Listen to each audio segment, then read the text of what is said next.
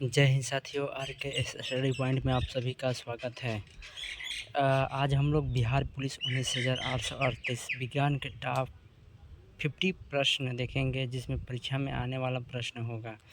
ये सीरीज 1 होगा। अभी 10 ही क्वेश्चन का हम एनालिसिस कराएंगे। बाकी अगर अच्छा लगेगा तो हम आगे भी इसको क्या करेंगे, कंटिन्यू करेंगे। ठीक है, तो ये आप लोगों के ऊपर डिपेंड करता है कि और भी आगे सीरीज आएगा कि नहीं आएगा। तो 10 हम क्वेश्चन अभी लाएंगे, 10 क्वेश्चन का हम डिटेल एनालिसिस करेंगे। तो ये रहेगा विज्ञान के प्रश्न रहेगा। ऐसे ही हम साइंस का के बाद और भी जीके का लाएंगे। ठीक है, तो चीज़ें आप समझिएगा। इसमें परीक्षा में आने वाला प्रश्न होगा, ऐसा नहीं होगा ये वीवीआई प्रश्नों में होगा। वीवीआई प्रश्नों का ही श्रृंखला होगा। एक बार ये परीक्षा में हॉल में जाने से पहले क्या करिएगा, एक बार ज़रूर इसको पढ़ कर जाइएगा। और ये क्वेश्चन आपको लड़ेगा, 100% लड़ेगा, इस बात को आप देख लीजिएगा। ठीक है, तो वीवीआई ये प्रश्नों का ये सीरीज़ है। तो आप लोगों को ये डे 1 ये सीरीज 1 है। इसके बाद अगर प्यार मिलता है इस वीडियो पर तो हम इसके आगे भी हम कंटिन्यू कर कर उसको 50 प्रश्नों का ये हम डिटेल एनालिसिस करवा देंगे। इससे भी और सारे प्रश्न बन जाएंगे, जिसे आपको डायरेक्टली एग्जाम में देखने को या इनडायरेक्टली एग्जाम में देखने को मिल सकता है। ठीक है, चलते हैं, वीडियो को स्टार्ट करते हैं। साथियों, ये रहा हमारा पहला प्रश्न। ठीक है, यहाँ क्वेश्चन में ये दिया हुआ है कि उदासीनीकरण अभिक्रिया में अम्ल और क्षारक मिलकर क्या निर्माण करते हैं। अम्ल और क्षारक मिलकर क्या निर्माण करते हैं। लवण का निर्माण करते हैं, क्लोरीन का निर्माण करते हैं, अमोनिया का निर्माण करते हैं, मिश्र धातु का निर्माण करते हैं। साथियों, जैसा कि पता है कि अम्ल और क्षार का जो मिलकर निर्माण होता है वो होता है लवण का निर्माण होता है। ठीक है, अम्ल और क्षार मिलकर किसका निर्माण करते हैं, तो लवण का निर्माण करते हैं। चलते हैं हम दूसरे प्रश्न की ओर चलते हैं। ठीक है, दूसरा प्रश्न में आपको देखने को मिल जाएगा। ये कह रहा है कि लिटमस विलियन जब न तो अम्लीय होता है और न ही क्षारीय होता है, तब किस रंग का होता है। ये लिटमस विलियन जो अम्ल ना होकर न क्षार होकर, तब ये कौन सा रंग का होता है। तो ये लाल रंग का होता है या नीला रंग का होता है, बैंगनी रंग का होता है या काला रंग का होता है। तो ये होता है बैंगनी रंग का। ठीक है, तो ये लिटमस विलियन जो होता है, न अम्लीय रहे न क्षारीय रहे, तो कैसा रंग का होगा, ये बैंगनी रंग का होता है। साथियों, और भी इसमें जानेंगे कि जो अम्ल जो होता है, ये अम्ल जो होता है नीले लिटमस पत्र को क्या कर देता है, लाल कर देता है। वो क्या कहलाता है, अम्ल कहलाता है। अम्ल जो कहलाता है।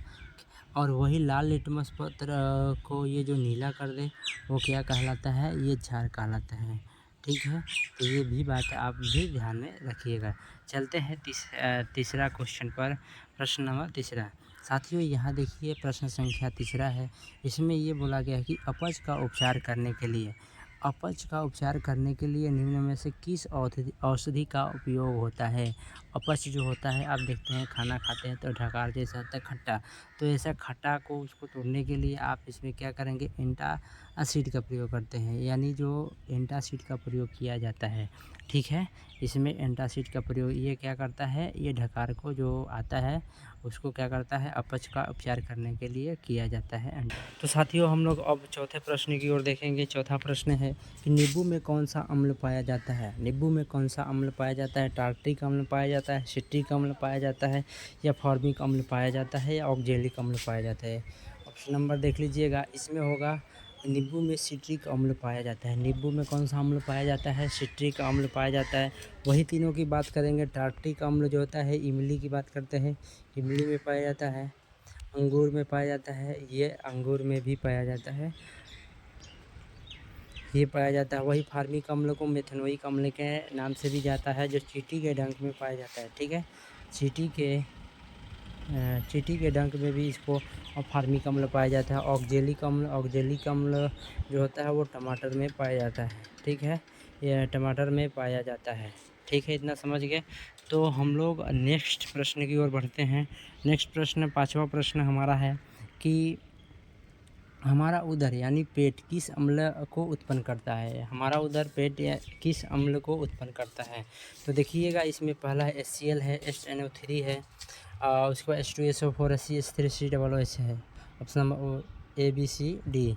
तो इसमें कौन होगा, HCl हाइड्रोक्लोरिक अम्ल होता है। हमारा जो पेट होता है उसमें कौन सा अम्ल पाया जाता है, HCl पाया जाता है। ठीक है, तो नेक्स्ट प्रश्न की ओर बढ़ते हैं। साथियों, ये रहा हमारा छठा प्रश्न। इसमें है कि बेकिंग सोडा का रासायनिक सूत्र क्या है? बेकिंग सोडा का रासायनिक सूत्र क्या है? बेकिंग सोडा की बात करते हैं, जो उसका क्या होता है, कौन सा सूत्र होता है? तो बेकिंग सोडा का रासायनिक सूत्र होता है NaHCO3 होता है, या NaOH होता है, Na2CO3 होता है, KOH क्या होता है? तो ये होता है NaHCO3 होता है। ठीक है, सोडियम बाइकार्बोनेट के नाम से भी जाना जाता है बेकिंग सोडा को। ठीक है, तो इसको हम लोग जानते हैं सोडियम बाइकार्बोनेट इसका रासायनिक नाम होता है। ये होता है बेकिंग सोडा, जिसको खाने वाला सोडा भी कहा जाता है। ठीक है, तो नेक्स्ट प्रश्न की ओर बढ़ते हैं। सातवां प्रश्न देखिएगा। सातवां प्रश्न हमारा रहा ये। सातवां प्रश्न है कि धोवन सोडा, अभी जो वहाँ बेकिंग सोडा की बात करते हैं वो खाने वाला सोडा था, और ये बेकिंग सोडा देखिए धोवन सोडा की बात करते हैं। यहाँ धोवन सोडा में क्या होता है? Option number A B C D ये क्या होगा? सबसे देखिए इसमें क्या होता है, धोवन का मतलब होता है धोने के लिए पानी की ज़रूरत होता है। पानी में कितना होना चाहिए? 10 होना चाहिए। 10H2O जिसमें होगा वही क्या होगा, हमारा धुआं छोड़ा होता है। तो ऑप्शन नंबर ए में है, आप देखिए Na2CO3 10H2O होता है। इसको हम लोग क्या कहेंगे? धुआं छोड़ा का रासायनिक सूत्र के नाम से जाना जाता है, या अणुसूत्र भी कहते हैं। ठीक है, तो साथियों हम लोग अब नेक्स्ट प्रश्न की ओर बढ़ते हैं। हमारा ये रहा 8वां क्वेश्चन। ठीक है, 8वां क्वेश्चन में आप लोग देखेंगे कि हमारा ये है कि जल की अस्थायी कठोरता को हटाने के लिए किसका उपयोग किया जाता है? जल की जो अस्थायी कठोरता को हटाने के लिए किसका उपयोग किया जाता है? बेकिंग सोडा का किया जाता है, धोने का सोडा या विरंजक टूल का किया जाता है, या इनमें से किसी का नहीं किया जाता है? ठीक है, तो देखिए जल की अस्थायी कठोरता को दूर करने के लिए विरंजक चूर्ण का उपयोग किया जाता है। किसका किया जाता है? विरंजक चूर्ण का उपयोग किया जाता है। ठीक है, तो हम लोग बढ़ेंगे अब नेक्स्ट क्वेश्चन की ओर, यानी हमारा ये रहा 9वां क्वेश्चन। ठीक है, नेटल पादप के पत्ते छू जाने पर डंक जैसा दर्द होता है, ये किस अम्ल के स्राव के कारण होता है? यहाँ पर आप देखेंगे कि डंक जैसा दर्द होता है, तो ये अभी ऊपर बताए थे जो फॉर्मिक अम्ल होता है, ये जो फॉर्मिक होता है, जो चींटी के डंक मारने पर भी ये जो दर्द होता है, सेम उसी प्रकार से भी ये दर्द होता है। ठीक है, तो इसका उत्तर हो जाएगा फॉर्मिक अम्ल। ठीक है, तो ये हमारा लास्ट प्रश्न रहा। लास्ट प्रश्न 10वां प्रश्न है। ठीक है, 10वां प्रश्न ये हमारा है कि एक्वा रेजिया मिश्रण में HCl और HNO3 का क्या अनुपात होता है? आपको देखने को मिलता है, ये बहुत बार क्वेश्चन दे दिया गया है कि इसका अनुपात क्या होता है। ठीक है, तो ये अनुपात होता है 3:1। 3:1 के अनुपात में इसका क्या होता है? अनुपात होता है एक्वारेजिया मिश्रण बनाने के लिए। तो साथियों आशा करते हैं कि वीडियो आपको पसंद आया होगा। ये जो आपको 10 क्वेश्चन है, आपको बिहार पुलिस में काफ़ी हेल्पफुल होगा, आपको अच्छा मार्क लाने के लिए। और भी आगे प्रश्न इसी प्रकार लाएंगे, 10-10 क्वेश्चन का सीरीज लाएंगे।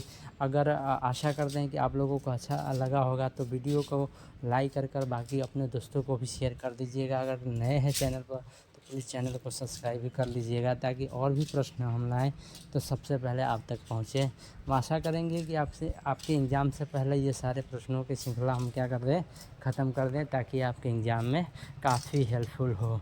ठीक है, तो मिलते हैं अगले वीडियो में, तब तक के लिए जय हिंद।